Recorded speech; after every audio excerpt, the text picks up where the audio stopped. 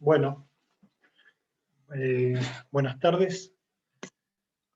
Soy Sebastián Calandri, soy miembro de los grupos CREA Pico Barón y Quemuca Triló, de la zona oeste Arenoso, y también soy presidente de la Comisión de Agricultura de CREA. Hoy empezamos a cerrar una campaña, la campaña 2021 de la Red de Experimentación Zonal. La zona oeste Arenoso de CREA realizó durante este año unos 40 ensayos en más de 7 establecimientos de miembros CREA. Y hoy los invitamos, y parte del equipo de coordinación agrícola de nuestra zona nos va a mostrar mucho de los resultados que se obtuvieron en los ensayos, hoy focalizados en girasol y soja. Decidimos dividir la devolución de los resultados, la devolución y el análisis de los resultados de este año en 2 jornadas, y por eso es que los invitaremos nuevamente en 2 días, el viernes 17 de noviembre, a que nos volvamos a reunir y continuemos analizando junto a la información generada por la zona.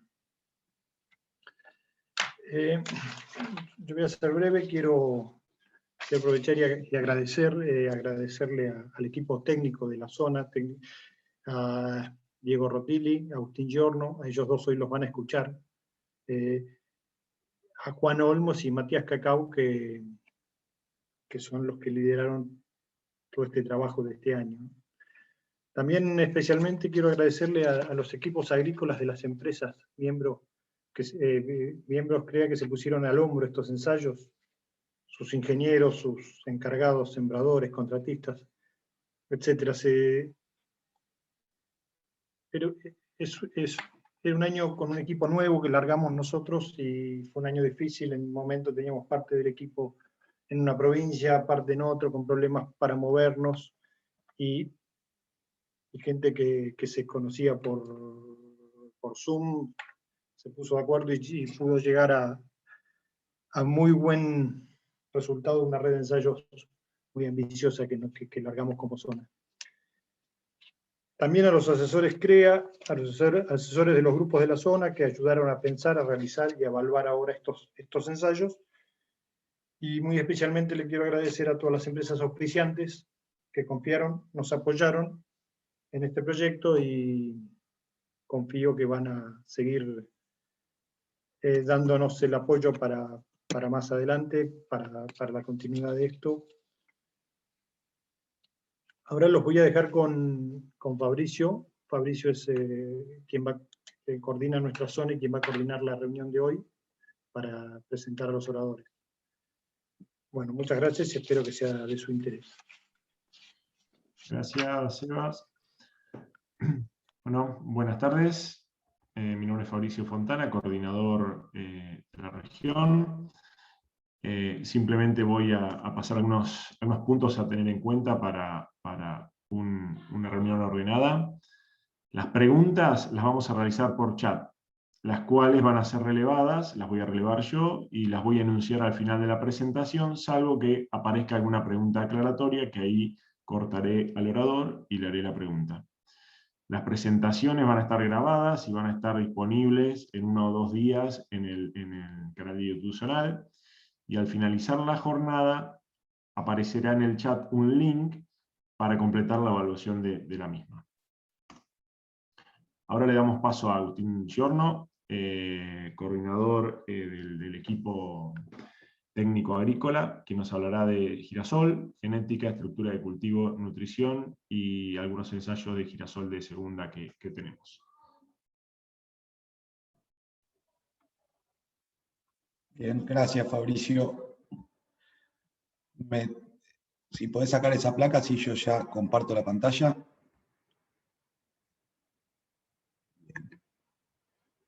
Muy bien. Creo que estamos en orden. Si no estás viendo mi presentación, avísame, Fabri. Vale, todo ok, yo te aviso cualquier cosa. Fantástico. Como mencionaron Sebastián y Fabricio, la idea ahora es contarles un poco cómo fue la campaña pasada en lo que fueron experimentaciones girasol.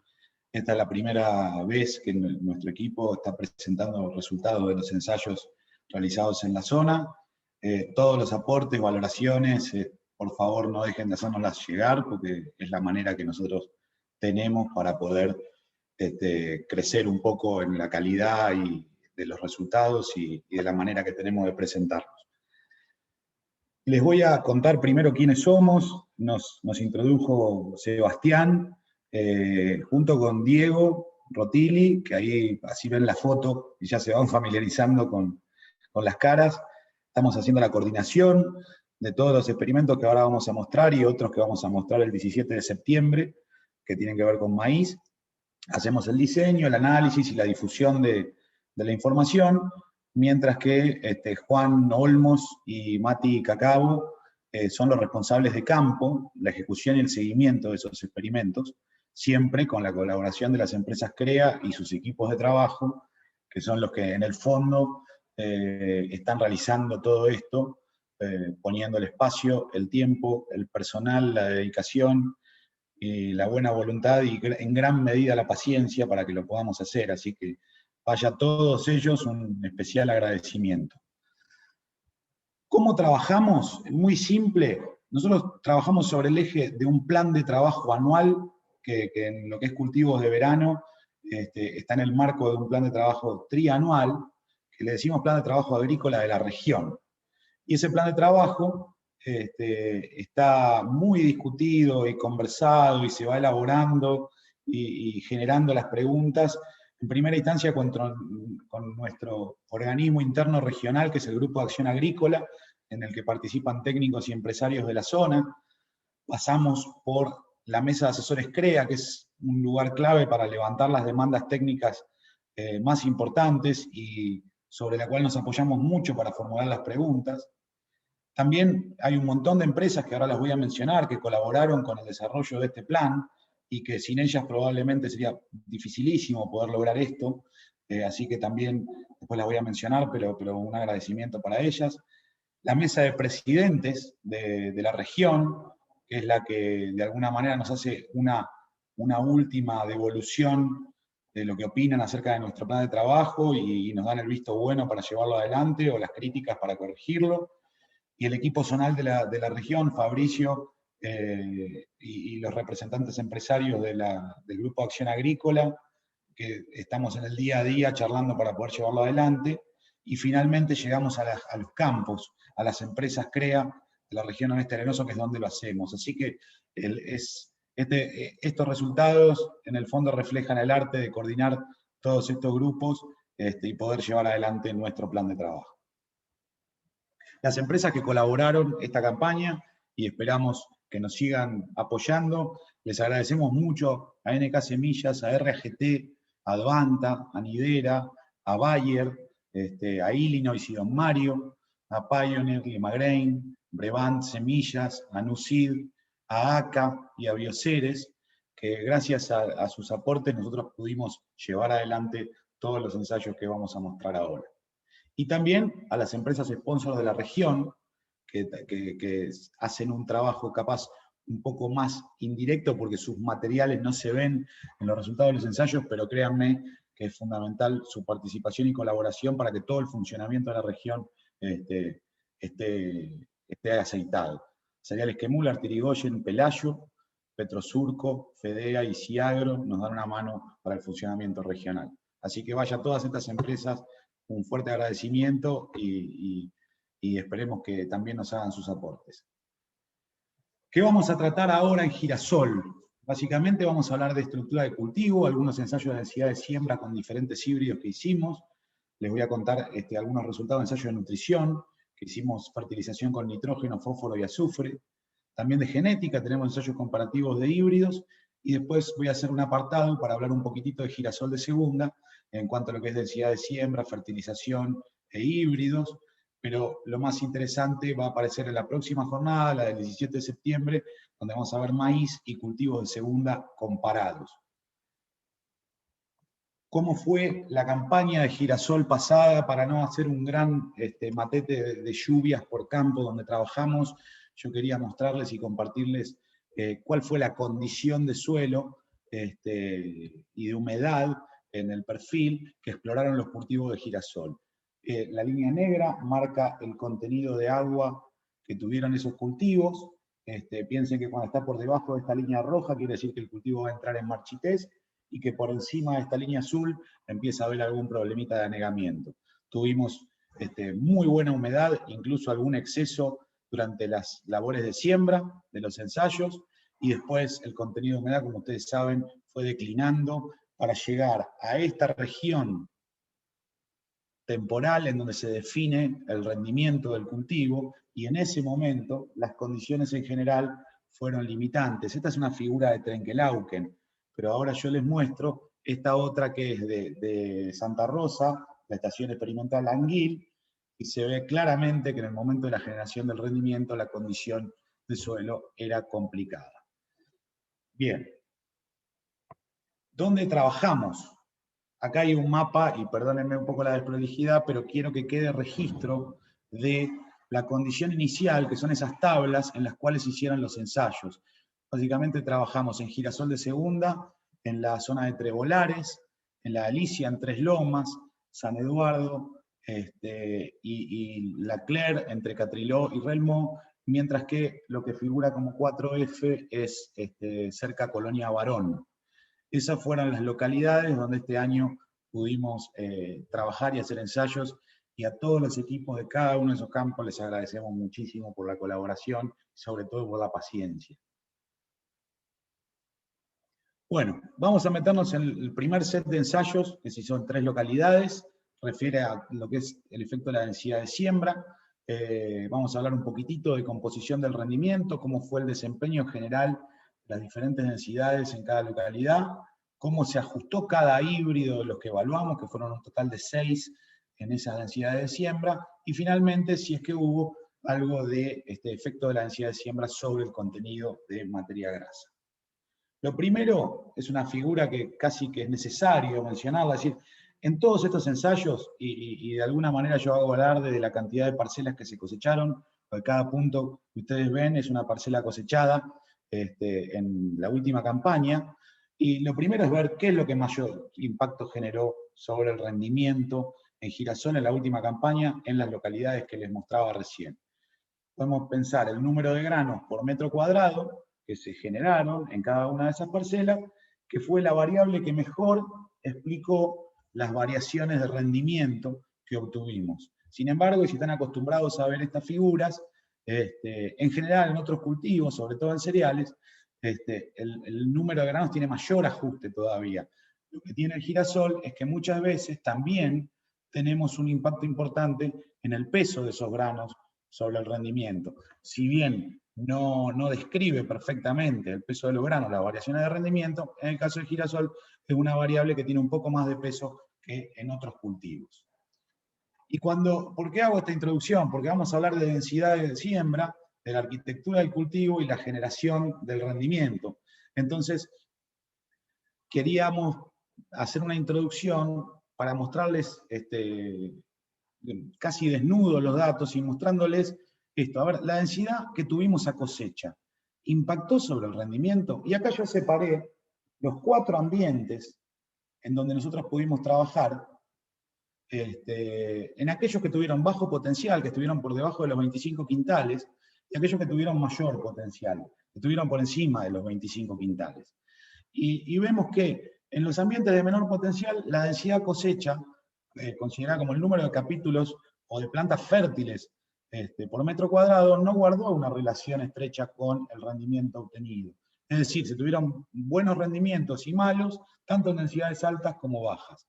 En las localidades de mayor potencial es muy débil el ajuste, pero se muestra una leve tendencia hacia que el incremento en la densidad de capítulos obtenidos a cosechas permitió explorar promedios de rendimientos superiores. Ahora, si miramos los máximos rendimientos se obtuvieron en un amplio rango de densidades, desde 3 capítulos por metro cuadrado hasta 5 capítulos por metro cuadrado, nos encontramos con los techos de rendimiento de esos ambientes de buen potencial, los que están por encima de 25 quintales por hectárea. Cuando pensamos, a ver, nos metemos más adentro del cultivo y miramos planta por planta, queríamos ver si había una relación entre el número de granos que contenía cada uno de esos capítulos a cosecha y el rendimiento. Y acá ya las dos situaciones, tanto las de bajo potencial como los de alto potencial, tuvieron un poquitito más de tendencia a que capítulos más grandes generaron promedios de rendimientos superiores. Yo trabajo en una región donde también hago la coordinación agrícola, que es el sudoeste, y donde esta variable, nosotros tenemos promedios de rendimiento inferiores en el sudoeste a los que tuvimos en la última campaña en Oeste Arenoso, y esta tendencia, cuanto más limitante es el ambiente, y pongo como ejemplo sudoeste, situaciones de 15 a 20 quintales de rendimiento, más peso tiene esta variable, que es el número de granos por capítulo.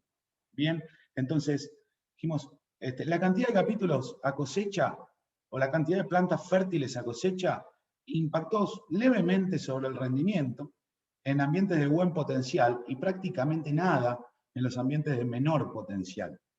Sin embargo, el número de granos por capítulo o el tamaño de esos capítulos tuvo un poquitito más de impacto sobre el rendimiento. Y acá, esta es una figura que cuando la discutimos con asesores, surgió como un tema de análisis. Cuando nosotros sembramos girasol y después hacemos el recuento de plantas a cosecha fértiles, capítulos con grano formado, pues hacemos el coeficiente entre los dos factores, entre cuántos capítulos fértiles tuve a cosecha, dividido la cantidad de semillas que sembré originalmente. Y ahí nos encontramos con estos ambientes de mayor potencial una relación bastante más fuerte. Es decir, que obviamente el número de granos es la variable fundamental. El tamaño de los capítulos o el número de granos por capítulos empezó a mostrarnos alguna tendencia respecto del rendimiento.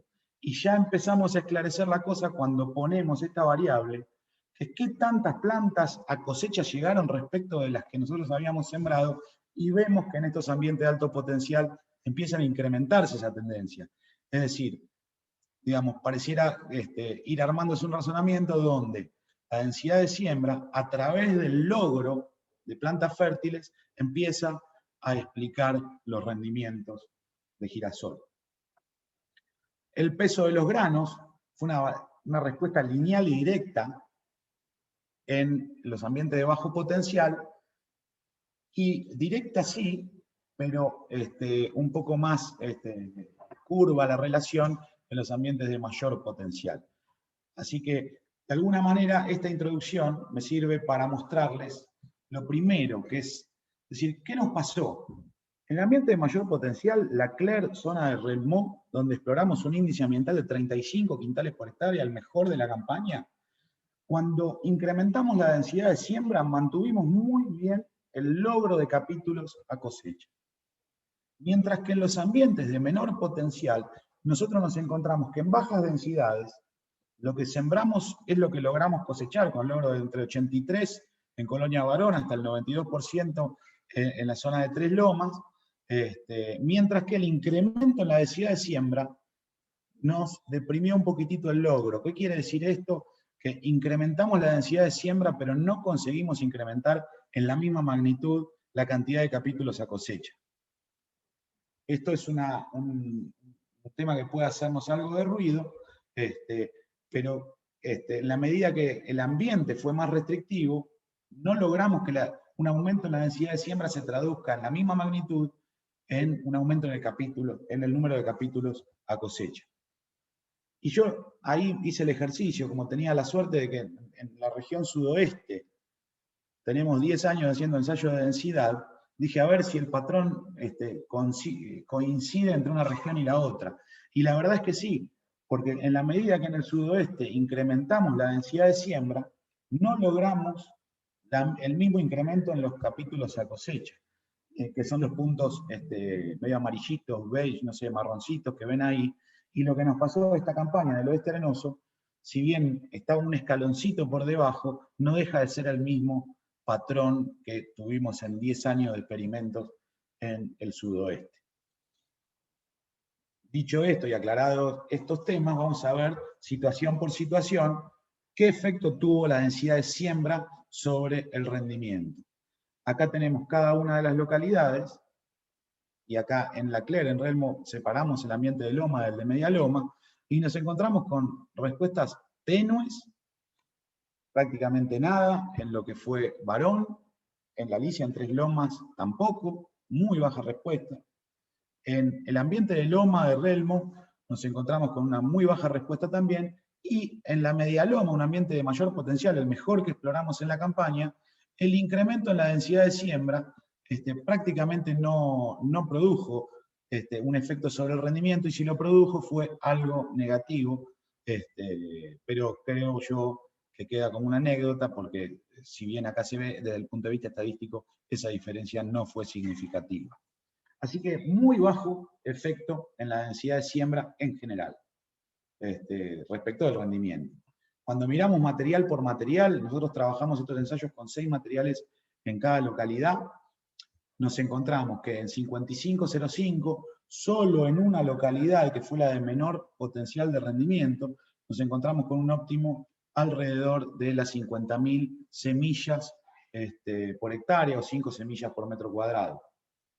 En el caso de Cabildo, acá está para las 3 localidades, efectos importantes solo tuvimos en el ambiente de mayor potencial, y nuestro mejor rendimiento, o el mejor rendimiento, este material en esa condición, lo explicó o lo presentó en la densidad sembrada más baja. Cuando vamos al 5760, es un material que de alguna manera se mostró muy, muy dependiente del ambiente, ¿sí? Porque en el ambiente de menor potencial, su mejor performance fue en baja densidad, mientras que en el resto de los ambientes no mostró una respuesta muy marcada a la densidad de siembra. Mirando Nidera 1109, acá tenemos un material que el comportamiento que mostró en las 3 localidades tiene consistencia, porque mostró su óptimo rendimiento en las densidades medias, sobre todo en el ambiente de menor potencial, donde se disparó mucho el rendimiento, un poco más tenue en el resto de los ambientes, pero más concentrado en la densidad de siembra intermedia. En 4170 de NUCID, vemos también una cierta tendencia en el ambiente medio y en el bueno a esa densidad intermedia, mientras que en el ambiente de menor potencial mostró su mejor rendimiento en la densidad más alta. Probablemente, y en algunos casos, ocurre que cuando las plantas ven muy restringido su posibilidad de desarrollo por un ambiente más limitante, podemos llegar a tener estas respuestas positivas en rendimiento por tener muchas plantas chiquitas de un desarrollo escaso, generando más rendimiento que pocas plantas también de desarrollo escaso. Esto es bastante frecuente en suelos pesados, y bueno, lo pudimos ver este año para este material en el caso de Barón, con 19 quintales por hectárea de rendimiento promedio. Por último, 3970, un híbrido muy sembrado en la zona, con baja respuesta a la densidad, pero que en términos generales, tanto en el mejor como en el peor ambiente, mostró su mejor performance en densidades más bajas. Es un híbrido que a mí me ha tocado trabajar durante un tiempo, explorándolo, y tiende al confort, digamos, como la mejor situación para que exprese su potencial de rendimiento. Esto lo he visto en ambientes del sudoeste, en donde muchas veces un incremento excesivo en la densidad de siembra termina por resentir su capacidad de generar tan buenos potenciales de rendimiento.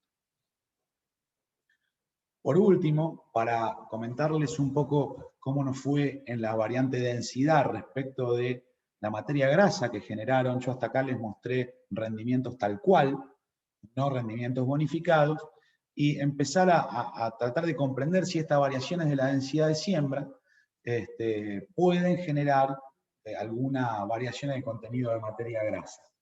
La respuesta en general es que sí. Yo en otras situaciones, como les comentaba antes, hemos trabajado bastante en densidad de siembra, y lo que tendemos a encontrar es que en la medida que no sea demasiado alta la densidad de siembra, densidades un poquitito más altas generan algún puntito extra, un puntito más de materia grasa. Para entenderlo hay que pensarlo un poco al revés. A nosotros lo que nos ha pasado trabajando en densidades muy bajas es que en densidades tan bajas el peso de los granos crece muchísimo. Cuando crece muchísimo el peso de los granos, suele hacerse generando más cáscara, ¿sí? El aquenio lo que incrementa es el grosor del fruto y no el tamaño de la pepita, diluyendo entonces el contenido de materia grasa que se concentra en la pepita en un mayor peso de la cáscara. A veces ir un poquitito más arriba la densidad de siembra puede generar este tipo de efecto promedio, como el que vemos acá. Cada localidad tiene sus particularidades. No me extraña una situación donde la mayor densidad pueda generar un salto en materia grasa, pero esta situación es bastante esperable. Cuando las densidades son mucho más bajas, por ejemplo, tenemos ensayos con 20.000 plantas, el contenido de materia grasa baja mucho, como consecuencia de ese crecimiento en el tamaño del fruto, pero no en el tamaño o el peso de la pepita. Segundo tema, nutrición. ¿Qué hicimos en nutrición? Les voy a mostrar algunos datos de fertilización inicial con fósforo, de fertilización temprana con nitrógeno, y un ensayito con azufre que fue en colaboración con INTA-AMIL, y que le agradezco a Fede Drill también por habernos hecho este puente para que podamos hacerlo en conjunto. Bien, lo primero que les quiero mostrar, y muy simple, es fósforo. ¿Qué tuvimos esta campaña con fósforo? Nos encontramos con que en San Eduardo, en la zona de Catriló, no hubo respuestas significativas en rendimiento, pero sí hubo una caída en el logro de plantas a cosecha respecto de la dosis del cultivo sin aplicación de fósforo. Esto, de alguna manera, la fuente era fosfato diamónico, quizás con una concentración salina un poco mayor a las otras fuentes de fósforo, y que pueda generar alguna interferencia el fertilizante en sí mismo, potenciado obviamente por la condición ambiental, pero que en términos generales nos hizo perder alguna planta más y no generó respuesta de rendimiento. En esta condición, en varón, con bajo potencial de rendimiento, no tuvimos respuesta a fósforo, y de vuelta, en la Alicia en Tres Lomas, nos encontramos con que no se generaron respuestas significativas con la aplicación de 50 kilos de fosfato monoamónico, pero de vuelta registramos una caída en la cantidad de capítulos que obtuvimos a cosecha respecto de las semillas que habíamos sembrado, que acá está representado como logro. No es el logro que estamos acostumbrados a medir, que es ir a ver cuántas plantas nacieron, sino cuántas plantas llegaron con grano a cosecha. Entonces, en este sentido, este año las dosis de fósforo de 50 kilos en la línea nos generó en 2 de 3 localidades alguna interferencia con la población final de capítulos a cosecha.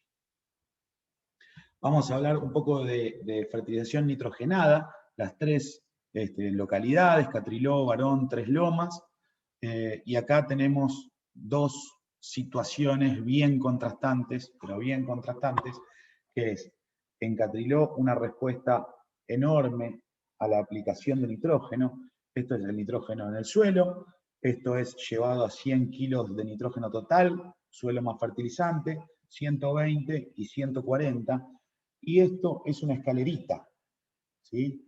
Acá creció y respondió mucho y significativamente el rendimiento a la aplicación de nitrógeno en el cultivo, y no solamente que el salto hasta 100 kilos de nitrógeno se tradujo en un incremento de rendimiento tal cual, sino que estas barras apiladas, yo lo que trato de hacer es, lo más gráfico que puedo, el rendimiento total, que sería el rendimiento tal cual, que es la barra azul, más el aporte por materia grasa llevado a kilos de girasol, sería cuánto me bonificaría.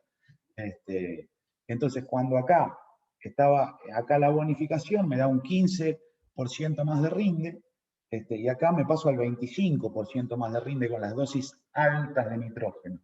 Así que, si bien plafonamos en 120 la respuesta a nitrógeno, es muy importante esa respuesta. En el caso de Colonia Barón, el ambiente de menor potencial de los que exploramos, llevado a rinde equivalente, apilando el rendimiento tal cual con la materia grasa, nos encontramos con una buena performance a 100 kilos de N total, que hasta ahí se mostró significativa, mientras que en la Alicia, una situación en Tres Lomas de 30 quintales, 33 quintales promedio, no exploramos grandes respuestas a la fertilización con nitrógeno en el cultivo. Si bien el óptimo total de rendimiento más bonificación apareció cerca de los 100 kilos de nitrógeno, en sentido estadístico esto no reviste mayor peso, el nitrógeno sobre el rendimiento. Bueno, un poquitito para generar algún dato que sea útil para tomar decisiones en esta localidad, que es donde mayores respuestas tuvimos. Fíjense, esto es por cada kilo de nitrógeno aplicado, o cada 2 kilos de urea, como les sirva más hacerse la cuenta, cuántos kilos de girasol obtuvimos para cada nivel de nitrógeno alcanzado. Llevarlo a 100, por cada kilo que tuvimos que aplicar para lograr los 100 kilos de nitrógeno total, obtuvimos 22 kilos de girasol. Cuando subimos más, esa eficiencia bajó, y cuando subimos más, bajó otro poco. Sin embargo, cuando pensamos en kilo de girasol, considerando la bonificación, tanto 100 como 120 tuvieron muy buenas respuestas de rendimiento. Cuando voy a la situación de Barón, nos encontramos con eficiencias interesantes desde el punto de vista de la rentabilidad, hasta 80, y a partir de ahí se fueron pinchando un poco. Piensen que estos son kilos de girasol cada 2 kilos de urea, por ejemplo. En todos los casos el fertilizante fue urea, aclaro por las dudas. Y acá siempre, ¿cuánto sería si sumamos el efecto en rinde y el efecto sobre materia grasa? Y finalmente, en Tres Lomas, donde no tuvimos respuestas significativas, yo les armé la tabla para que tengan una referencia, pero no fueron significativas estas respuestas, así que queda nada más que como para el anecdotario de los ensayos. Lo último, con un ensayo donde teníamos tratamiento de fósforo, nitrógeno con y sin aplicado de azufre, les quería mostrar el efecto de las dosis de azufre. Estos se utilizaron 7,5 kilos de azufre total por hectárea, utilizando, previo a la siembra, una fuente que era la mezcla 80-20 monoamónico con sulfato de calcio. Acá no tuvimos una respuesta desde el punto de vista estadística significativa. Sin embargo, la respuesta fue negativa, y yo quiero aclarar que en este caso en particular hubo una tormenta de viento muy fuerte, que sin lugar a duda se llevaron la peor parte las plantas que presentaban mayor desarrollo. Y esas plantas que presentaban mayor desarrollo eran aquellas que combinaban toda la nutrición, es decir, buenos niveles de nitrógeno, buenos niveles de fósforo y además el agregado de azufre. Así que el clima, de alguna manera, nos jugó una trampita para interpretar los resultados.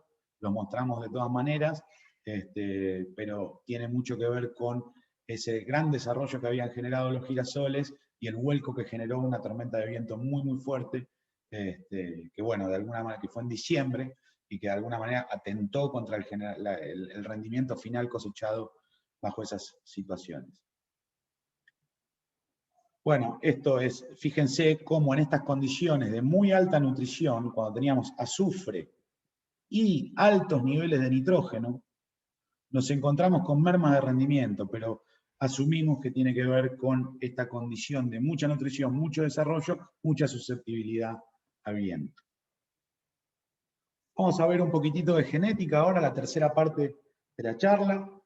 Un poco de rendimientos comparados entre híbridos, contenido de materia grasa, y yo hice un trabajito de integración con la red del sudoeste para tener más información de cada híbrido y poder sacar alguna conclusión un poco más importante.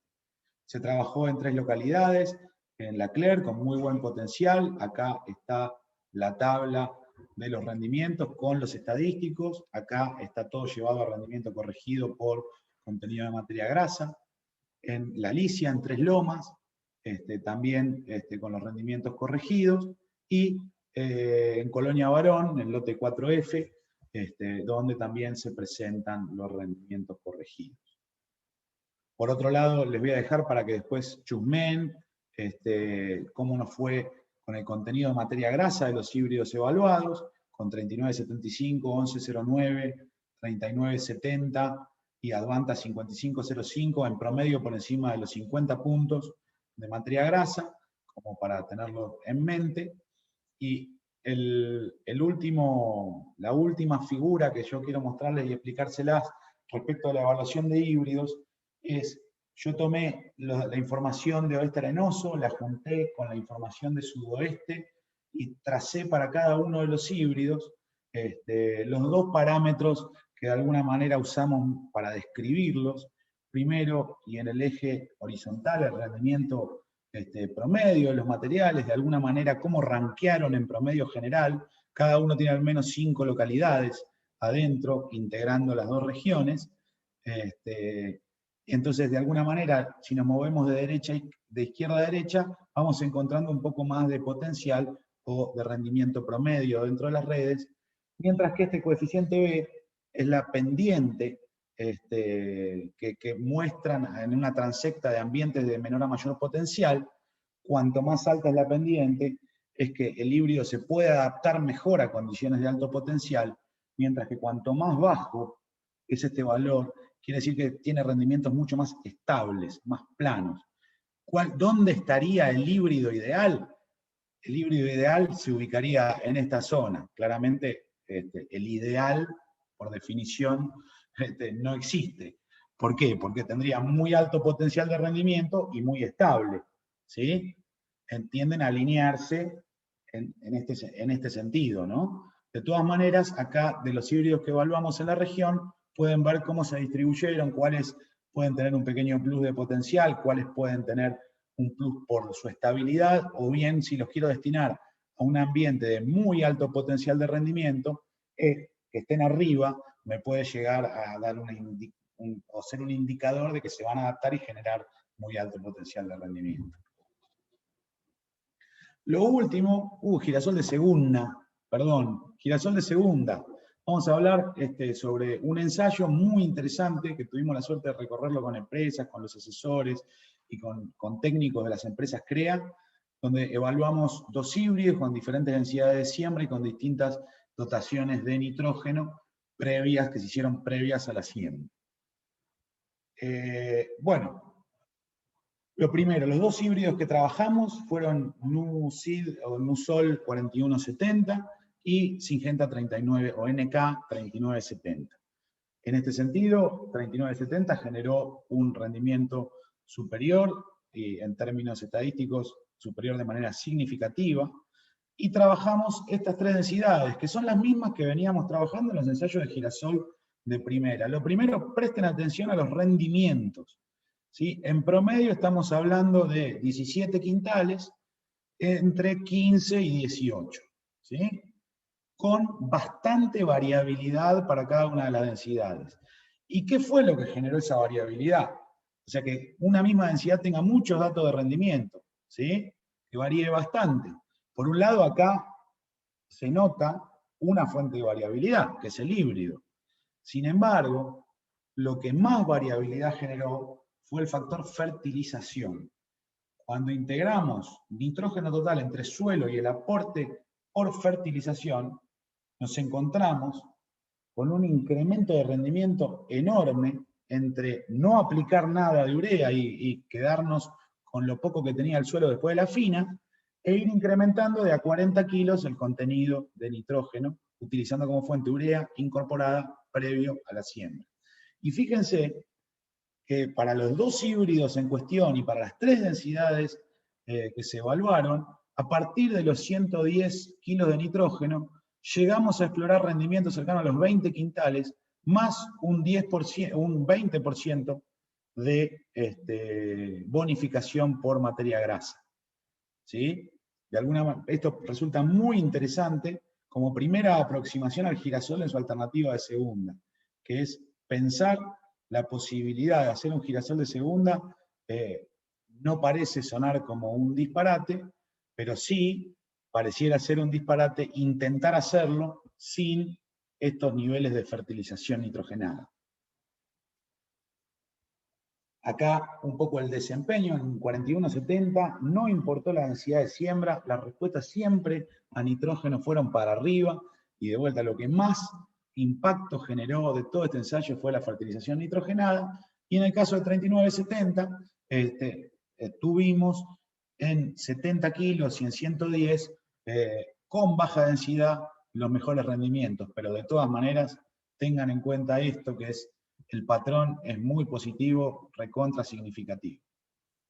Bien, lo último que yo les quería comentar es, fíjense en qué medida, sobre todo en baja densidad, el incremento en el contenido de nitrógeno, esto es una escalera de nitrógeno, incrementó en baja densidad el contenido de materia grasa a valores que son comparables o incluso en algún caso hasta nos puede llegar a dar, nos dio superior que lo que habíamos registrado en girasoles en siembra convencional, en siembras de octubre.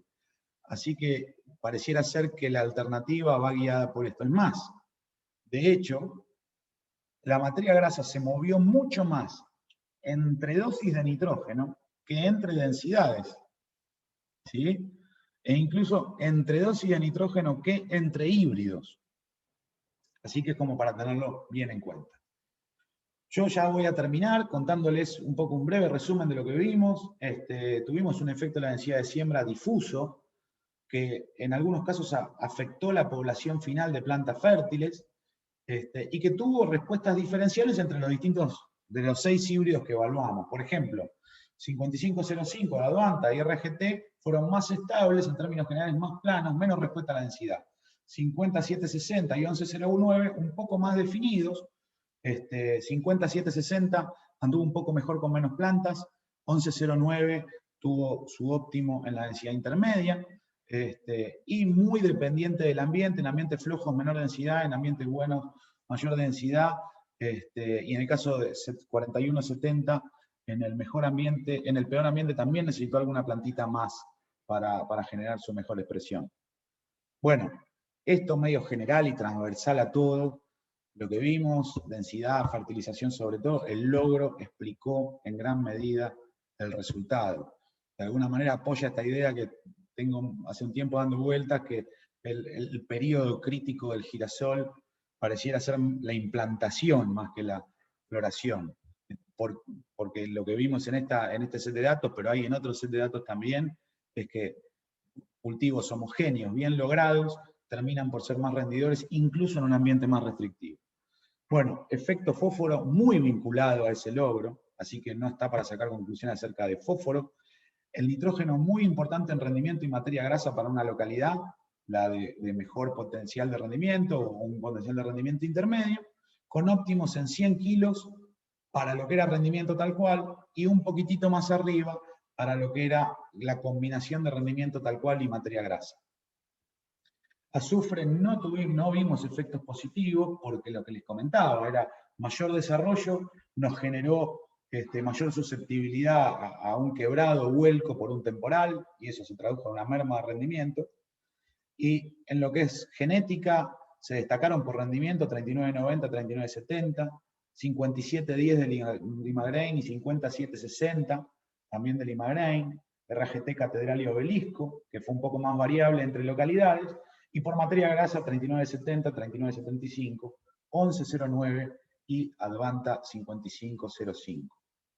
Y lo último que acabo de comentar, que es de girasol de segunda, piensen que lo tenemos que comparar con una soja que ahí al lado lo vamos a ver bien dentro de unos días, el 17 de septiembre, pero al lado de ese girasol había una soja que rindió 50% más que los mejores tratamientos de girasol de segunda, pero fueron importantes la elección del híbrido, clave la nutrición con nitrógeno, muy fuerte respuesta hasta 110 kilogramos de nitrógeno total, y la verdad que en densidad muy buen comportamiento, sobre todo cuando había buena dotación de nitrógeno, de la baja densidad de siembra, que fue en este caso de 3,5 semillas, 35.000 semillas por hectárea.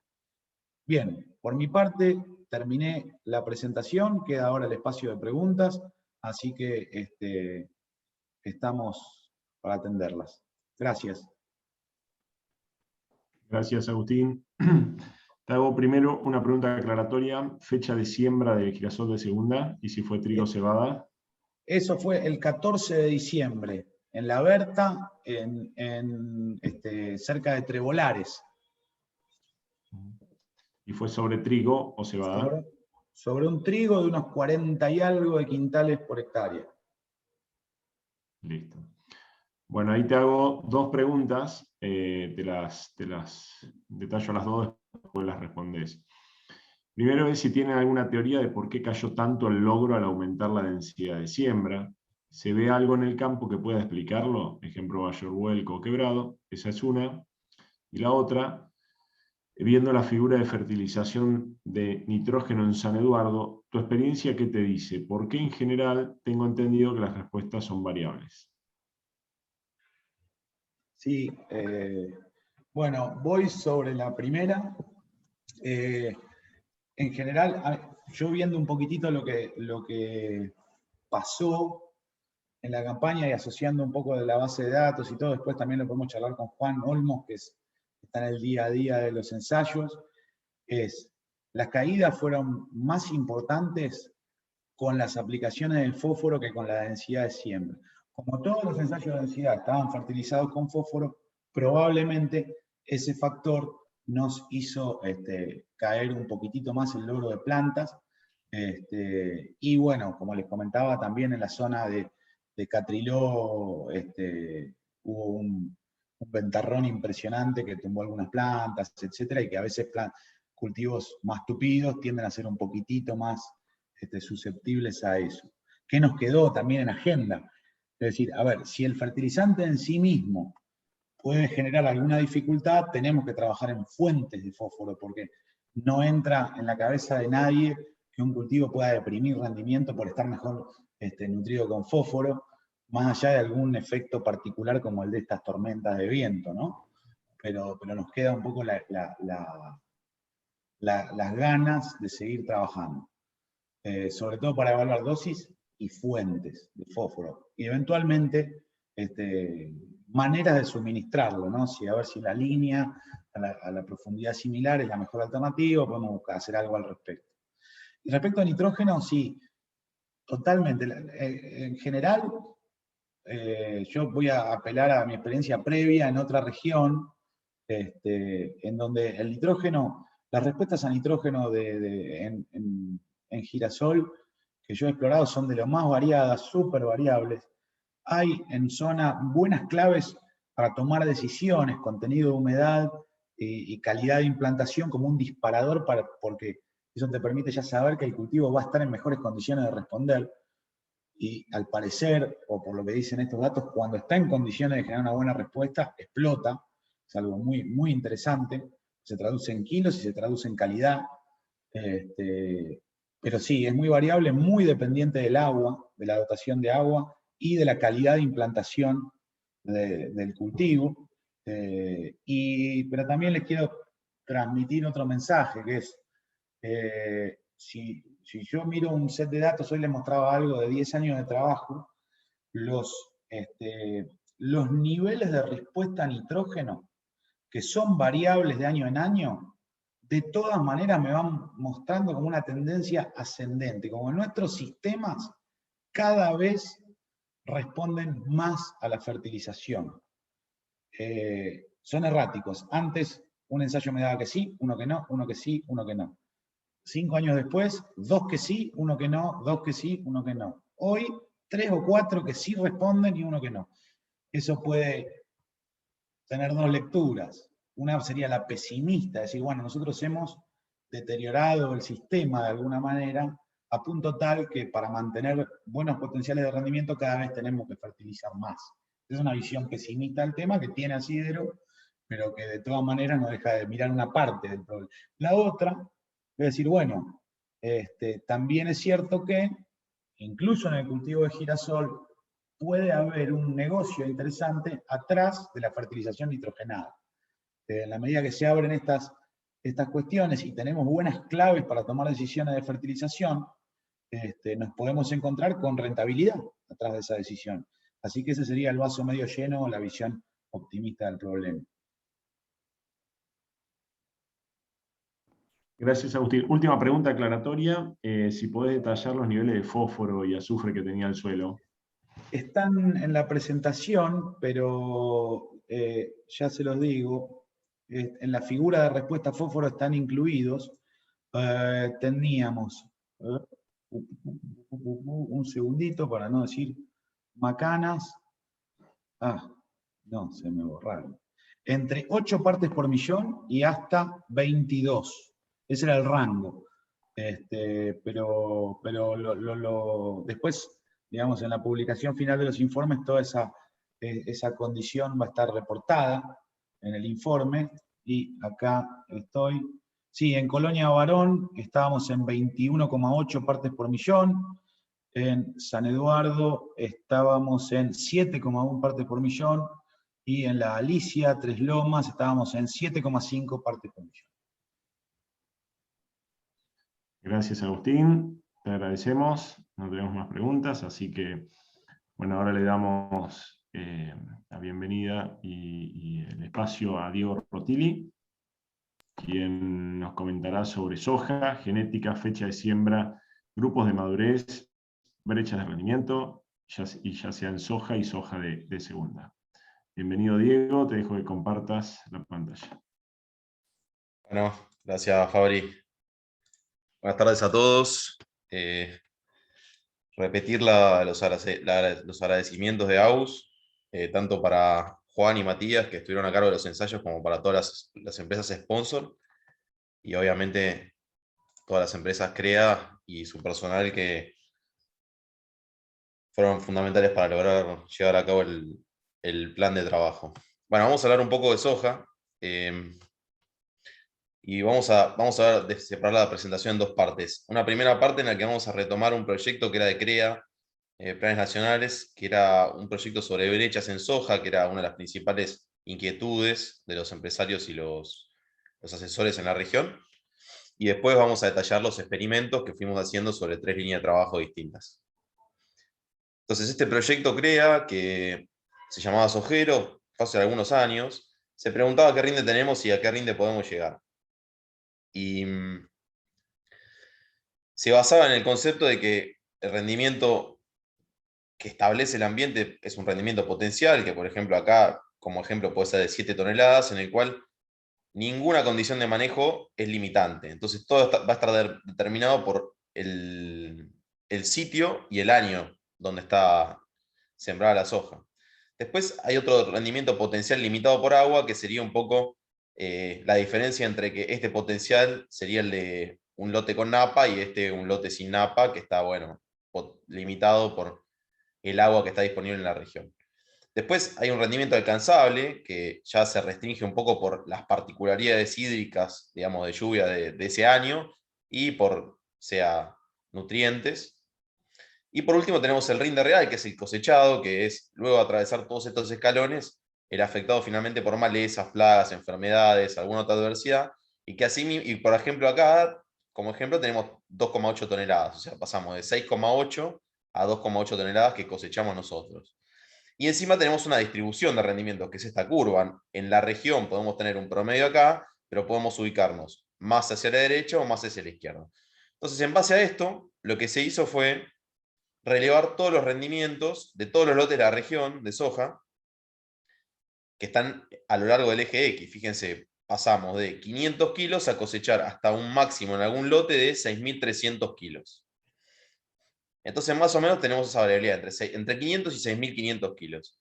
Y para determinar cuáles eran los rindes en los que nos ubicamos en la zona de los que vimos antes, podíamos ver cuál era, por ejemplo, el 5% más alto de los lotes, en qué rinde se ubicaba. Este sería este rinde de acá, que son 4.400 kilos por hectárea, más o menos. Después el potencial limitado por agua, 3.700 kilos, que lo podríamos llamar como el 20% más alto de los lotes. El rinde mediano, es decir, aquel que separe la mitad de los lotes con menos y con más rinde, que estaban 2.800, 3.000 kilos. Y los rindes cuando ya tenemos alguna situación de estrés, que está más o menos en los 1.900 kilos. Entonces, como verán, en la región exploramos una gran variabilidad de rendimientos en los lotes de la región, Pero también lo que nos podemos preguntar es cómo se dividen regionalmente estos rendimientos y qué oportunidad hay de mejorar y a dónde está la oportunidad de mejorar. Para ubicarnos, esta es la brecha de rendimiento sería la diferencia entre este rinde, el mediano y el potencial limitado por agua, por ejemplo, o otra brecha de rendimiento es aquel en los lotes que menos rindieron con el rinde mediano, digamos, lo que podríamos hacer para tratar de llegar a la media de la región. Y bueno, se había hecho para todas las regiones CREA y como ven, nuestra región está ubicada anteúltima, justo por arriba del sudoeste. Incluso en lo que es la brecha entre las barras rojas muestran la brecha entre el rendimiento de los peores lotes con el rendimiento de los lotes promedio. La verde, el rendimiento de los lotes promedio con el rendimiento potencial limitado por agua. Y un poco lo que vemos es que la barra roja incluso estamos por debajo de la mayoría de las regiones CREA. Entonces lo que podemos decir es que más o menos en promedio estamos entre la región que más puede ganar el rendimiento en soja y que tenemos un 25% de rendimiento por ganar en promedio en los lotes que están en la mitad de rendimiento como para llegar hacia los lotes de más arriba. O sea, pasar de más o menos 3.000 a 4.000 kilos, 2.800 a 4.000 kilos. Y un 35% de rendimiento por ganar entre los peores lotes y llegar a los lotes mejores, o los promedio al menos. O sea, pasar de 1.800, 1.900 a unos 3.000 kilos. Esa sería la diferencia. Y nuestra región es la que más diferencia tiene, o de las que más diferencias tienen de todo el movimiento CREA. Eso ya es un dato. Y bueno, en este proyecto hicieron una distribución zonal de estas posibilidades de mejora y reconocieron los rendimientos según 4 grupos grandes que se parecían entre sí en rendimiento. También estaban incluidas la región centro, que es muy parecida a los ambientes de nuestra región, y la región oeste. Pero dentro de nuestra región, que está ubicada acá, lo que podemos ver es que América y alrededores serían el grupo 1, que más o menos tenemos 3.800 kilos por hectárea de promedio. El grupo 2 serían estos puntos naranjas, que podríamos más o menos zonificarlos en lo que es Villegas, General Pico, 3.200 kilos de promedio. El grupo 3 serían estos amarillos, que están más o menos entre el sur de Pico y Trenquelauquen, que tendrían 2.600 kilos de promedio. Y grupo 4 es la mayor parte de la región, en los ambientes más estresantes, que serían en el sur de la diagonal que hace Catriló-Trenque, que tenemos 2.050 kilos de promedio. Y lo que veíamos era que las diferencias entre estos grupos son estadísticamente significativas, es decir, estamos hablando de cosas distintas. Entonces, el ambiente está guiando el rendimiento y también la variabilidad, porque si se fijan, estas curvas son las mismas que vimos antes, pero distribuidas para cada uno de los grupos. La roja sería el grupo 1, que es América y alrededores, que ven que está todo tirado hacia la derecha, es decir, todo tirado hacia rendimientos más altos. Incluso podemos ver que el 30% de los lotes con menos rendimiento tiene 3.300 kilos por hectárea. Son estos de acá. Mientras que en el grupo 4, o sea, lo que está hacia el sudoeste de la región, ese valor de rendimiento lo tiene solo el 10% de lotes con más rendimiento, o sea, 3.300 kilos para arriba. Y encima, como ven, las curvas de gris y amarilla son mucho más achatadas, es decir, hay mucha más variabilidad en esa subzona que la roja. Entonces lo que nos implica es que tengamos más decisiones, más dudas en las decisiones de manejo en estas regiones más limitadas. Entonces, un poco lo que nos preguntamos, que me pregunté es, ¿qué posibilidad de mejora hay en cada una de las zonas? ¿A dónde tendríamos que apuntar? Por ejemplo, en subir pisos en alguna región, ¿cuánto hay para subir los techos en otra? Y estos son los rendimientos de cada una de las probabilidades que hay en cada una de las regiones, pero lo importante es esta tabla que está acá, que es cuánto se puede subir los pisos, subir las medias o subir los techos. Entonces, lo que vimos es que más o menos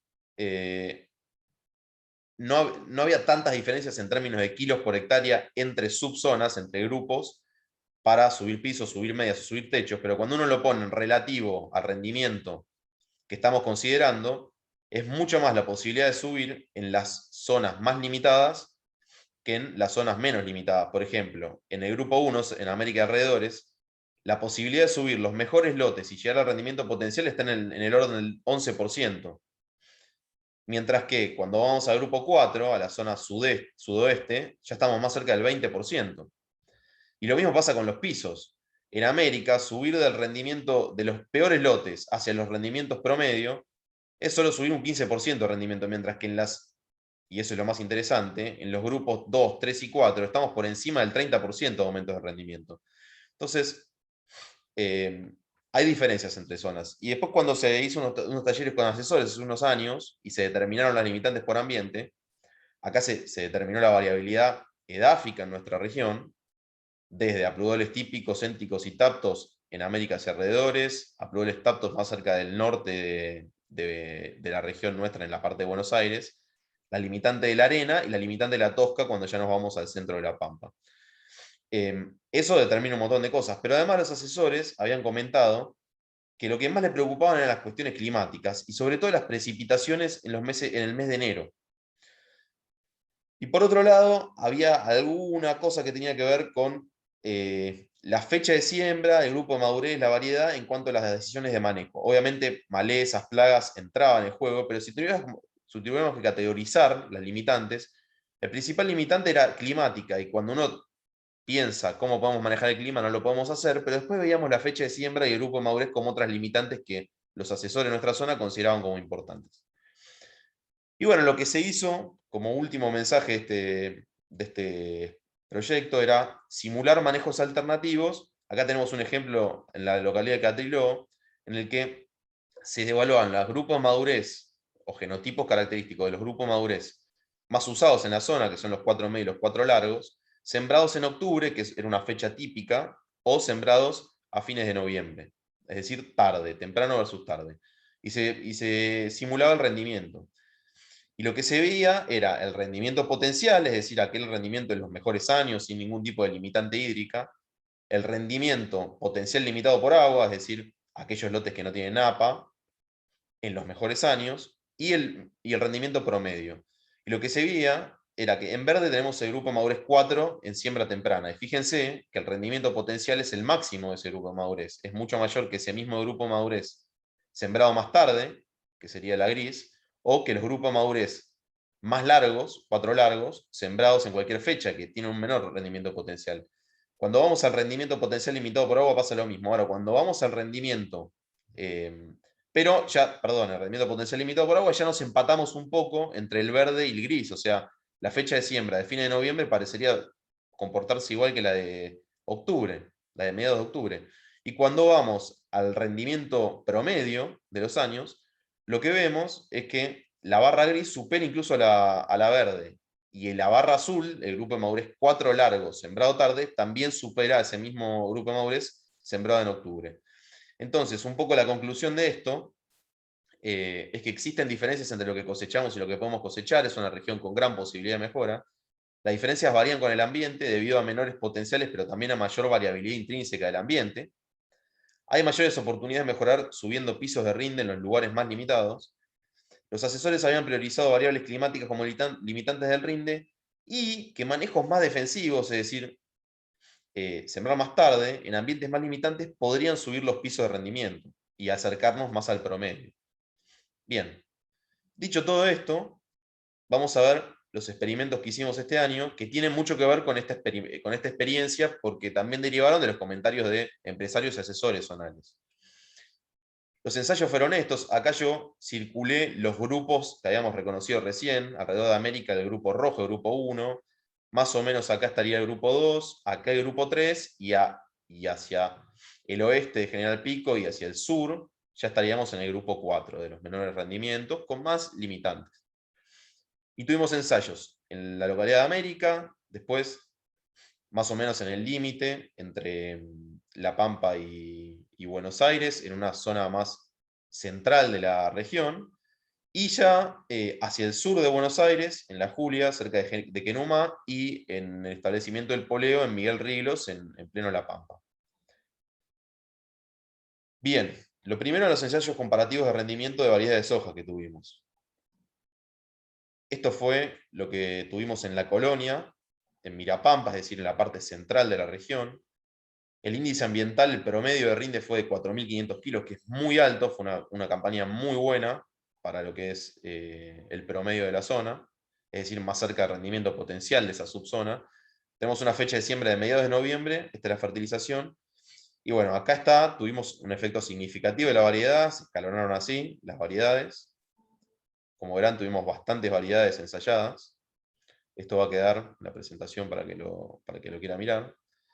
Esto fue el poleo. También tuvimos un índice ambiental que fue extraordinario, y esa porción del lote, ese lote en el que estuvo el ensayo, fue extraordinariamente rendidor para lo que es el promedio del campo y de la región. Creemos que hubo influencia de Napa ahí. Cuando lo fuimos a ver estaba espectacular. Fecha de siembra el 17 de noviembre, pero acá no tuvimos un efecto de la variedad, a pesar de que los órdenes de los promedios son distintos. Cuando hicimos el análisis estadístico no tuvimos un efecto significativo. Y por último, esto es en la Julia, en Quenumá. Acá particularmente el ensayo comparativo de rendimiento estuvo en el mejor sector del lote, con un rinde también muy alto para lo que es ese lote. La fecha de siembra del 6 de noviembre, también con efecto significativo de la variedad. Fíjense las diferencias entre variedades. Después vamos a ver dónde estaban los otros ensayos en este mismo campo, en un lugar mucho más limitante. Si hacemos un promedio del ranking regional, todas las variedades estuvieron en todos los ensayos, podemos ver que en general, estas son todas variedades muy nuevas del mercado, que nos proporcionaron los semilleros. En general tenemos un efecto de variedad, o sea, podemos tener hasta un 20% de diferencia en la variedad, y que por lo general, variedades 4 medio, 4 largos serían las que mejor se comportaron. Si incorporamos los ensayos de otros años, cuando estaba, por ejemplo, Beto Michelú administrando la coordinación técnica, que también teníamos ensayos comparativos de rendimiento, yo lo que hice fue asignar a los grupos madurez 3 largo, 4 corto, 4 medio, 4 largo y 5 corto, todas las variedades que había, para ver si hay algún tipo de caracterización de grupo de madurez en función del ambiente que podemos explorar. Y como verán, tenemos ambientes desde 1500 hasta 5500 kilos, o sea, bastante variabilidad en los ambientes, que tiene que ver con lo que vimos antes para la región. Y esta es la respuesta al rendimiento. Cada curva es de los grupos de madurez, de las variedades en cada uno de los grupos de madurez, en función del índice ambiental. Obviamente, cuanto mejor es el índice ambiental, mayor rendimiento tenemos, pero como verán, tenemos algunos cruces de las curvas que son interesantes para ver. Acá tenemos los datos quitados, con los modelos ajustados, y como ven, más o menos por encima de los 3.500 kilos no hay mucha diferencia entre los grupos de madurez. Rojo, que es el 4 medio, y violeta, que es el 4 largo, y verde, que es el 4 corto. Generalmente en los mejores ambientes parecería ser que las variedades de grupo de madurez 4 medio fueron las que mejor se ordenaron. Ahora, cuando vamos a ambientes más limitantes, ya empezamos a ver bastantes diferencias entre los grupos de madurez, y que la que mejor se comportó es un grupo de madurez 4 largo. Las variedades de grupo de madurez 4 largo, la violeta. Llegó hasta tener en los peores ambientes de menos de 2.000 kilos, 400 kilos de diferencia. Entonces algo a tener en cuenta es eso. Entonces, grupo de madurez 4 largos parecen ser los mejores adaptados a la región en general. En ambientes más limitantes, con menos de 3.000 kilos, se notan las mayores diferencias entre los grupos de madurez. Más allá de eso, no se notan. En ambientes menos limitantes, las diferencias no son muy evidentes, e incluso los grupos de madurez 4 medios presentan mejor comportamiento. Pero algo que después investigamos es que hay muchas diferencias entre genotipos dentro de cada grupo de madurez. Si volvemos a esta tabla, fíjense que el genotipo de mejor y de peor comportamiento son dos genotipos de la misma empresa, del mismo grupo de madurez, 4 largo. Entonces, hay que tener en cuenta el grupo de madurez, pero hay que tener en cuenta sobre todo el efecto variedad. El grupo de madurez lo único que dice es un poco una orientación de dónde se va a ubicar el ciclo de cada cultivo, pero no nos dice mucho de un montón de otras características que tienen que ver con la generación del rendimiento.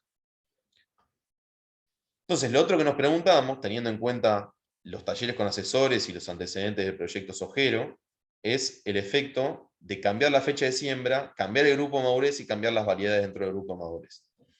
Tuvimos dos ensayos en las regiones más limitantes, que nosotros pensamos que eran más limitantes, que tuvimos el mismo ensayo. El primero fue en el poleo, en Miguel Rilos, en La Pampa. Tuvimos dos fechas de siembra, principios de noviembre y mediados de noviembre, o sea, 2 semanas después.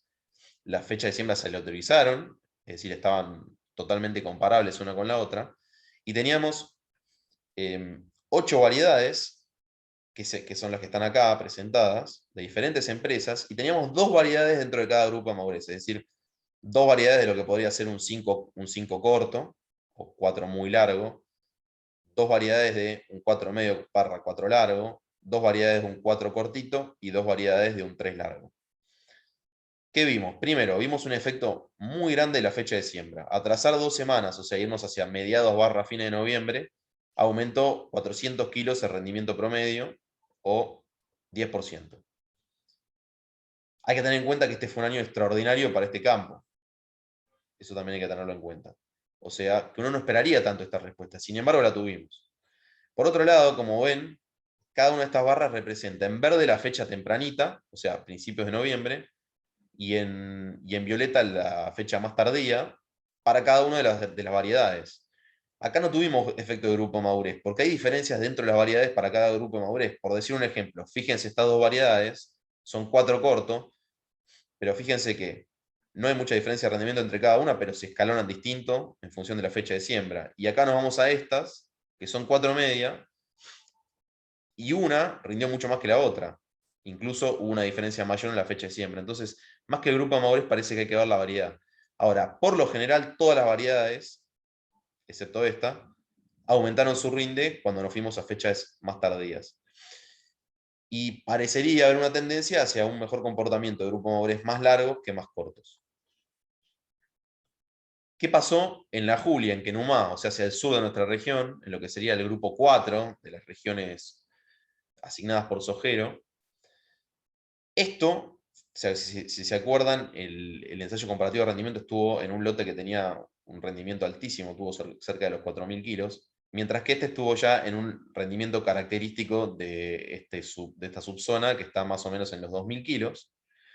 Y si se fijan, sembrar el 6 de noviembre, comparado con sembrar el 23 de noviembre, rindió hasta 700 kilos menos. O sea, atrasar la fecha de siembra casi 2 semanas, hacia fines de noviembre, nos proporcionó 700 kilos más, o lo que sería casi un 30% más de rendimiento. O sea, muy similar a lo que vimos antes.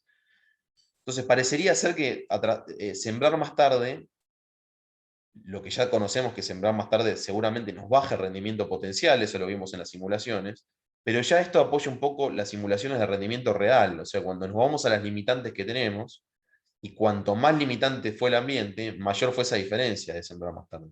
Y si se fijan, todas las variedades, de nuevo, tenemos lo mismo que antes, todas las variedades aumentó su rendimiento, algunas más, otras menos, cuando se atrasó la fecha de siembra. Acá la diferencia entre variedades, entre grupos de madurez no fue clara, y la diferencia entre variedades tampoco fue estadísticamente significativa. Por lo general, los 4 largos parecerían estar comportándose bien, pero también tenemos 3 largos que se comportaron bien en fechas tardías. Entonces, los principales mensajes de estos experimentos son que mientras que el grupo de madurez podía cambiar el rinde limitadamente dentro de un mismo ambiente, como vimos antes, el cambio de la fecha de siembra en un mismo sitio directamente modifica el ambiente. O sea, si nos vamos para acá, nos hace irnos de lo que puede estar acá a lo que puede estar más acá, o de lo que puede estar acá a lo que puede estar más acá. Esa diferencia de ambiente es mucho más importante que lo que podemos tomar como decisión de manejo cuando el ambiente dado por la fecha de siembra, por el sitio, ya está dado. Bien. Después, atrasar la fecha de siembra de principios a mediados o fines de noviembre aumentó el rinde significativamente en los ensayos. Y eso fue más importante cuanto más limitante fue el ambiente. Y no existieron diferencias claras, ni entre genotipos ni entre grupos de madurez. Casi todos aumentaron su rinde cuando se sembraron más tarde. O sea, parecería ser mucho más importante la decisión de la fecha de siembra que la otra decisión de manejo dentro de la fecha de siembra. Nosotros esperamos encontrar más interacciones, y bueno, no los encontramos, ni por grupo de madurez y por genotipo muy limitadas. Bueno, después, otra de la línea de trabajo era la de modelos de producción o modelos de alta producción, a la que llamamos aquellas de brecha de rendimiento, que se sostiene la misma lógica que vimos antes, es decir, una vez que tenemos determinado el ambiente y conocemos que podemos mejorar los rendimientos, sea de los pisos subirlos hacia las medias o de las medias subirlos hacia los techos, ¿qué decisión de manejo, genotipo, nutrición, etcétera, podemos tomar para mejorar ese rendimiento? Es parecido a lo que hicimos en Girasol con los temas de densidad y nutrición y genotipo.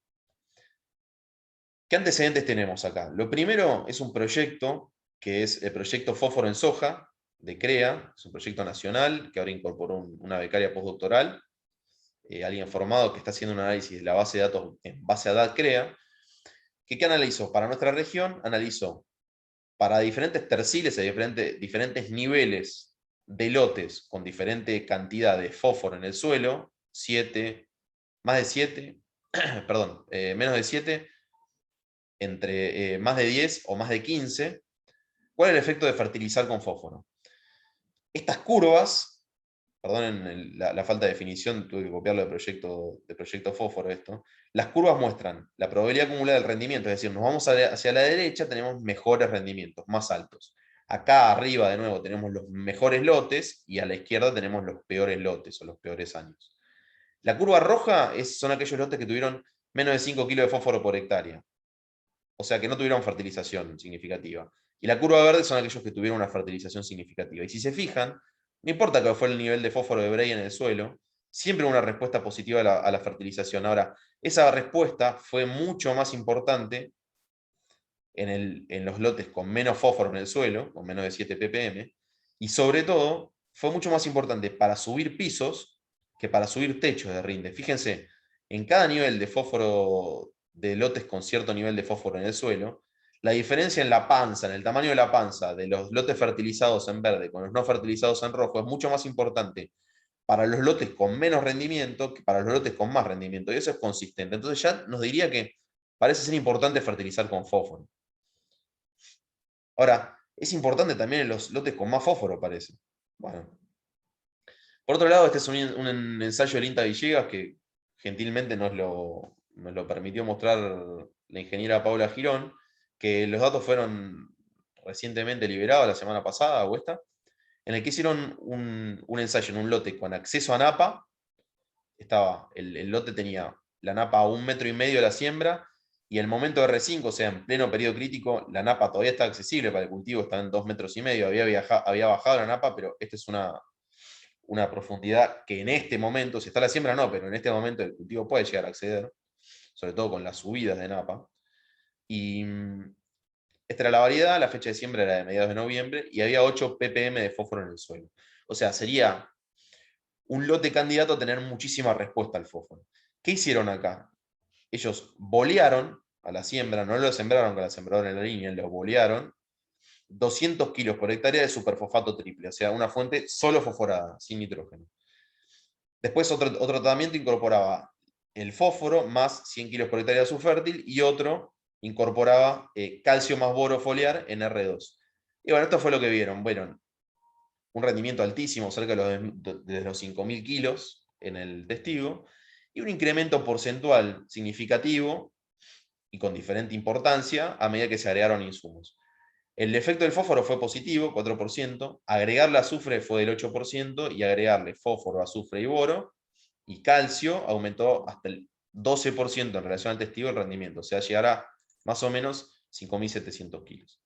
Entonces, este es un antecedente, son dos antecedentes que teníamos. ¿Qué hicimos nosotros? Perdón, este es otro antecedente que se había hecho en la campaña 2017-2018 del ensayo CREA o Estrenoso, la localidad de Toay, fecha de siembra a mediados de noviembre. Fíjense, los niveles de rendimiento son mucho más inferiores, 1.500 kilos promedio, y teníamos que no había diferencias significativas, era una diferencia de promedio de 100 kilos, 200 kilos, que no las detectó la estadística, entre incorporar fósforo y acá había MAP, sea boleado o sea incorporado en la línea. No había ningún efecto. Consideremos que son rendimientos muy, muy bajos.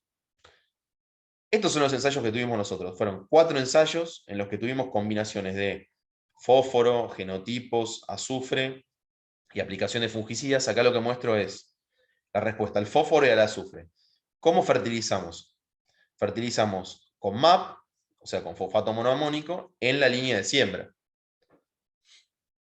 Lo que vimos, y fertilizamos con 50 kilos de azufértil o sin azufértil. Las dosis de fósforo eran 0 sin fósforo, 30 kilos de MAP en la línea o 60 kilos de MAP en la línea. Cada uno de los ensayos es esto. Las curvas grises, las barras grises son los tratamientos sin fósforo. Las barras azul claro son los tratamientos con 30 kilos de fosfato monoamónico, y las azul oscuro con 60 kilos de fosfato monoamónico. Siempre a la izquierda no tiene azufre, y a la derecha, que tiene la línea negra también, es con azufre. Entonces vamos a repasar. Si se fijan, los promedios de las barras grises, celestes y azules en cualquiera de los 4 ensayos son iguales o casi iguales, y la estadística no las detectó. Es decir, no existió respuesta al fósforo en ninguno de los ensayos que nosotros tuvimos. Y fíjense que los ensayos fueron desde los 4.200 kilos por hectárea promedio, 4.500 promedio, 4.400 promedio y 1.500 promedio, y no hubo respuesta al fósforo. Al azufre tuvimos respuesta, por ejemplo, en el recreo en América, este era un lote con acceso a Napa. En el poleo, cierta promedio de respuesta al azufre, también un lote con acceso a Napa. En la colonia no hubo respuesta, y en la Julia no hubo respuesta en Kenumá, incluso una respuesta negativa. Entonces, tuvimos una respuesta muy errática al azufre y no tuvimos respuesta al fósforo.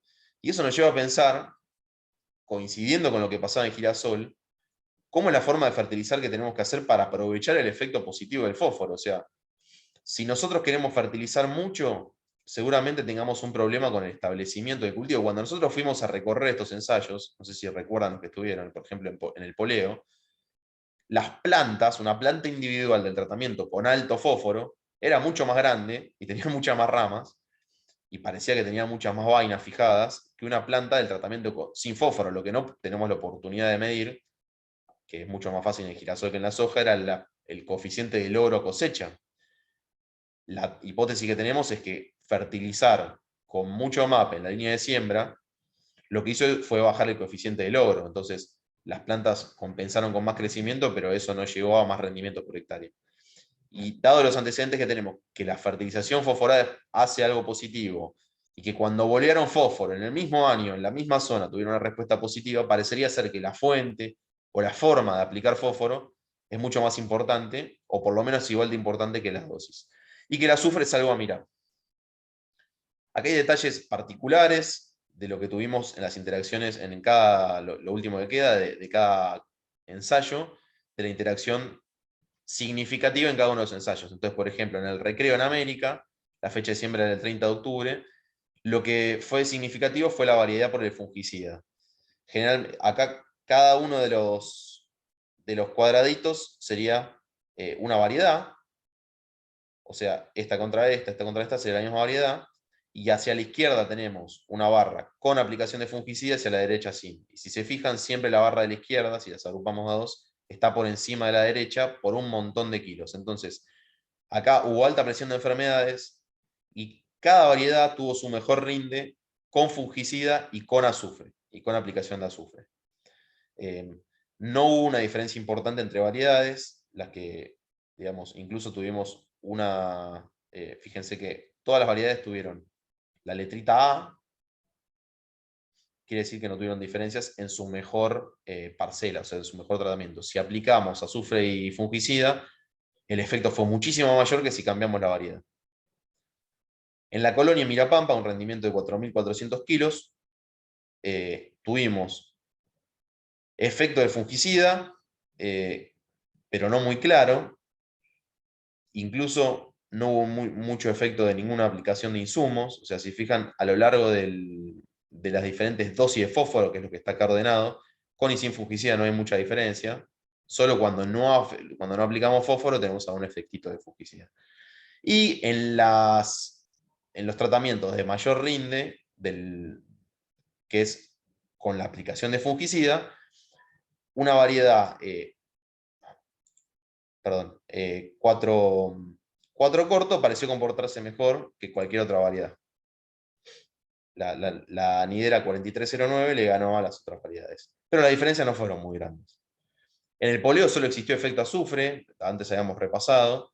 Las variedades fueron todas iguales, no hubo efecto y hubo 200 kilos de ganancia por azufre. Y en la Julia, en Kenumá, en un rendimiento en un índice ambiental mucho menor, tuvimos un efecto de la variedad. Fíjense que la variedad más larga fue la de mayor rendimiento, la 4 larga, cosa que apoyaría lo que venimos viendo antes. Y incluso no tuvimos mucho efecto ni del fungicida, ni de la aplicación de azufre. Ya habíamos visto que no había efecto de la aplicación de fósforo. O sea, parecería ser que los insumos no son tan importantes con tan poco índice ambiental. ¿Qué nos queda por ver? Agrupar las respuestas a fungicidas según lo que se suele hacer. Una cosa es la estadística, otra cosa es la probabilidad de respuesta.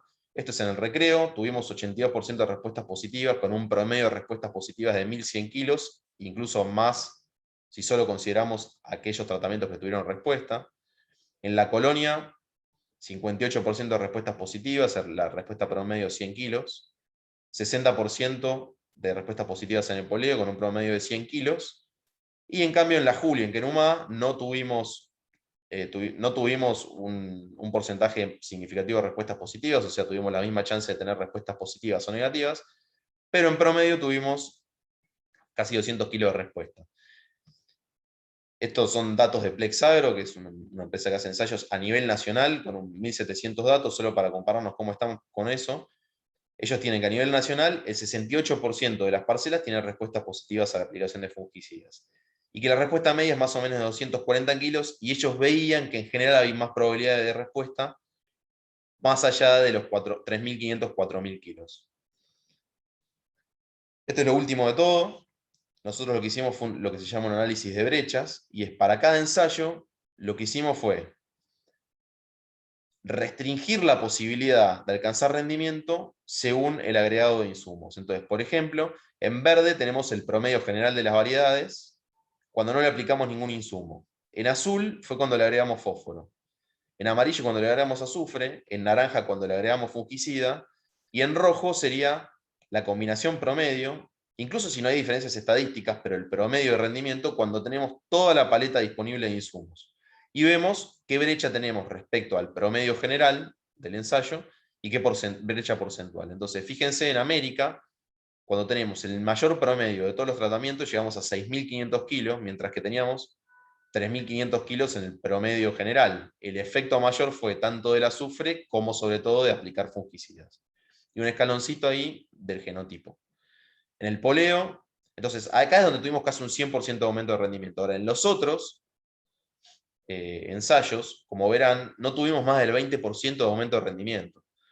O sea, la diferencia entre la barra roja y la barra verde fue solo del 20%. En el poleo es casi de 1.000 kilos, sobre todo asignado al fósforo y al genotipo, a elegir el mejor genotipo. En la colonia lo mismo, el fósforo y el genotipo, pero ya es menor. Y en la Julia hay un efecto muy reducido del fósforo, del fungicida, del azufre, y hay algún que otro efecto de genotipo, pero es muy reducido la posibilidad de mejora que tenemos.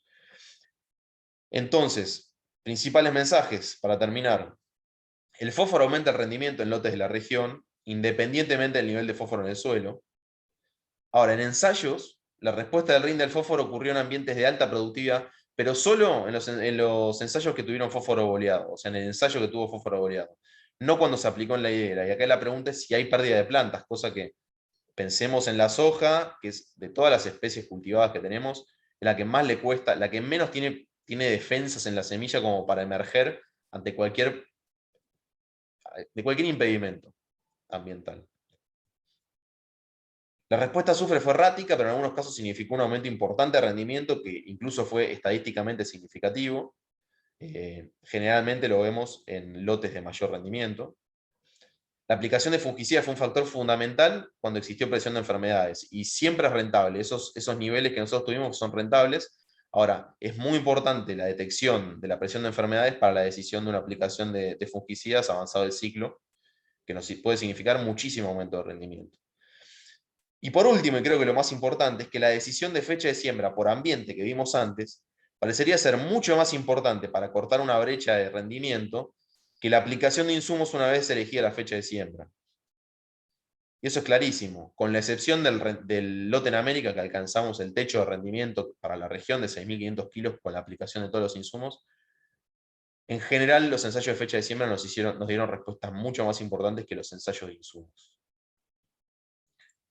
Bueno, muchas gracias. Eso es todo y ahora tenemos las preguntas.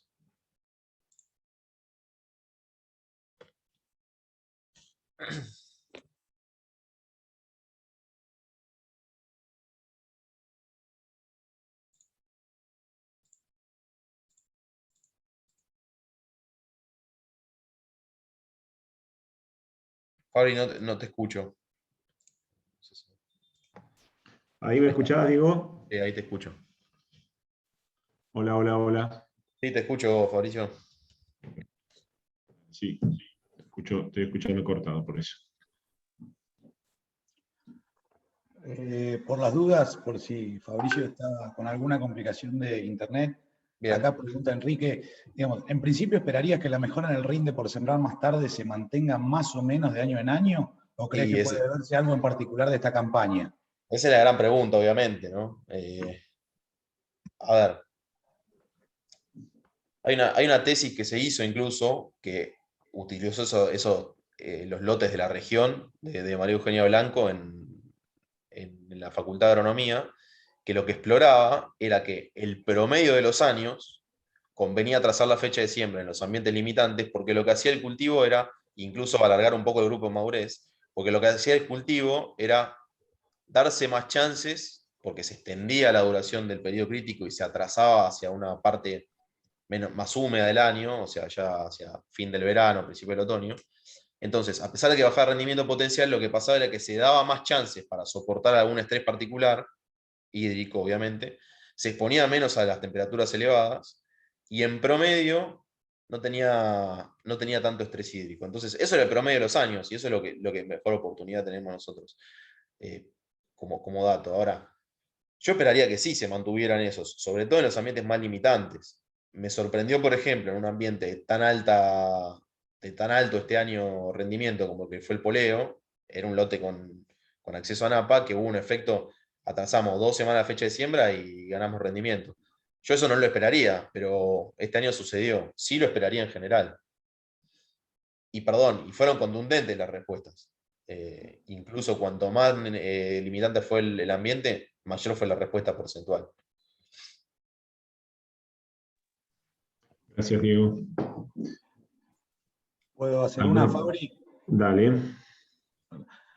Diego, al Sí. principio cuando mostraste el análisis de brechas del proyecto Sojero, de alguna manera nos decía las conclusiones de ese trabajo que las brechas de rendimiento eran mucho más importantes en las regiones 3 y 4 que en la región 1, ya sea para subir de un desempeño flojo a uno promedio como de uno promedio a uno top, ¿no? Sí.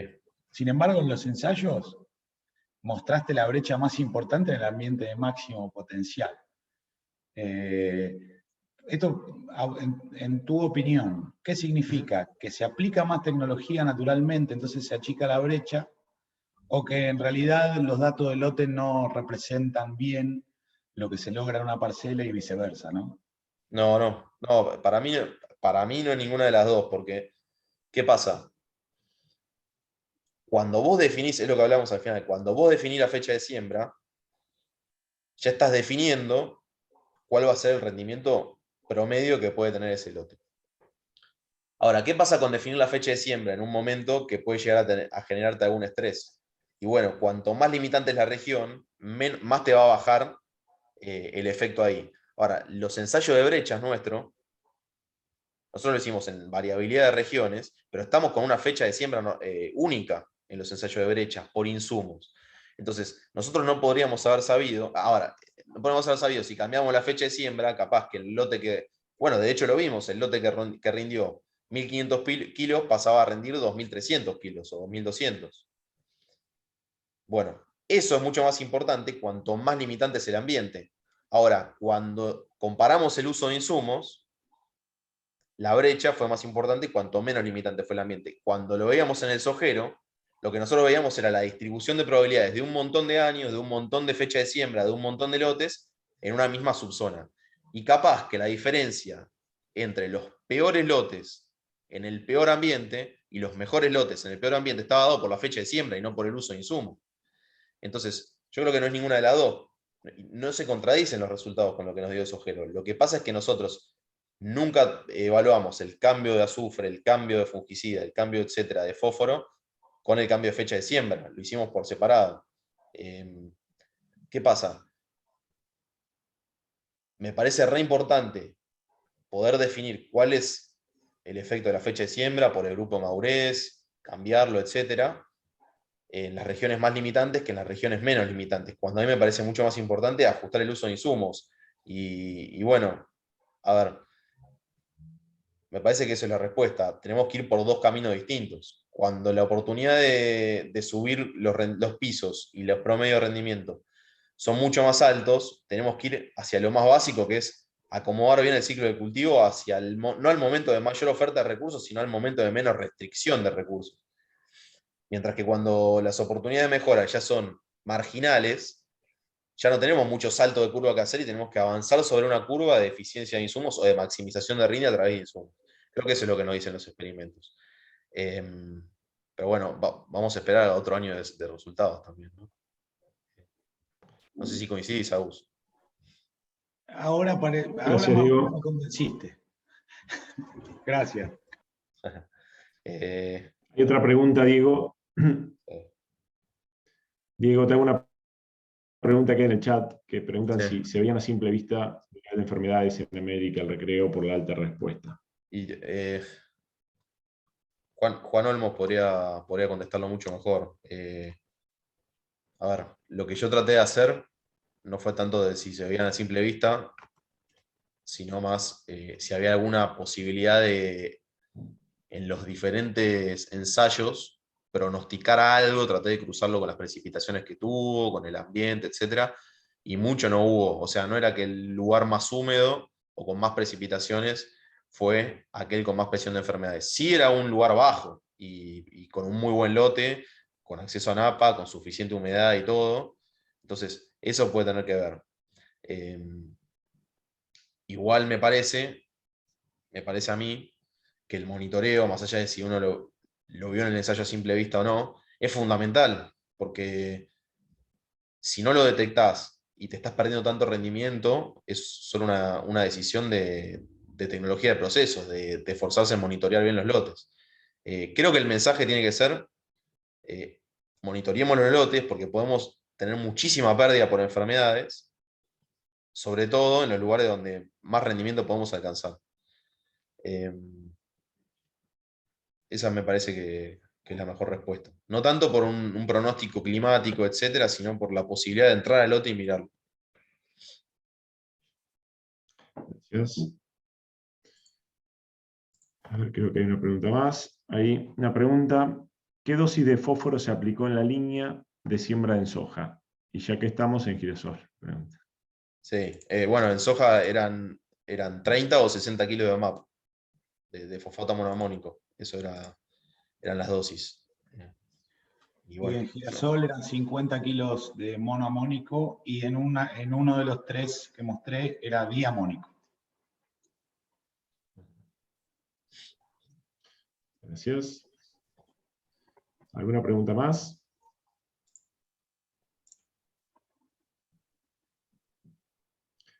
Bueno, creo que estamos. Muchísimas gracias, Diego. buenísimo, Fabri. Gracias. Y qué bueno que terminamos a tiempo según lo prometido. Impecable, impecable. Bueno, voy a compartir 2 placas para ir finalizando. Un segundo. Y le voy a dar la palabra a Seba. Primero, es recordarles algo que comentó Agustín al inicio de la jornada, que el viernes 17 de septiembre veremos lo que es resultado de maíz y cultivos de segunda. En los próximos días estaremos enviando el flyer y el link de inscripción. Por otro lado, también les recuerdo que ahora va a quedar en el chat un link para que ustedes entren y evalúen la jornada. Y última placa es dejarle los contactos con nuestra zona, ya sea mail, página y contacto del canal de YouTube, donde estará la grabación seguramente la semana que viene. Seba, no sé si estás por ahí. Bueno, Si querés hacer un cierre. terminando, les agradezco, fue claro, fueron respetados los tiempos. En un chat interno con Agustín, parece que yo los había invitado a noviembre, y ahora ya lo aclararon 2 o 3 veces Fabricio y Agustín, la próxima jornada de septiembre. Yo me equivoqué con la fecha que les dije, les pido disculpas, pero que por favor agenden, que nos volvemos a encontrar ahora el 17 de septiembre. Nada más les pedimos como zona y para ayudarnos a organizar otras reuniones que nos completen la encuesta. Como verán, cambiamos un poco el horario y queremos ver queremos evaluar cómo sintieron esta manera de encontrarnos virtualmente a la tarde, después de trabajar un viernes, contra cómo lo veníamos haciendo antes. Termino nuevamente agradeciendo a sponsor y a la gente que trabajó en esto, y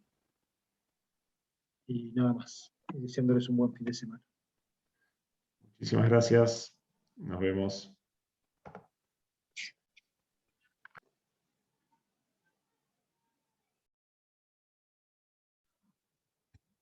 Bueno.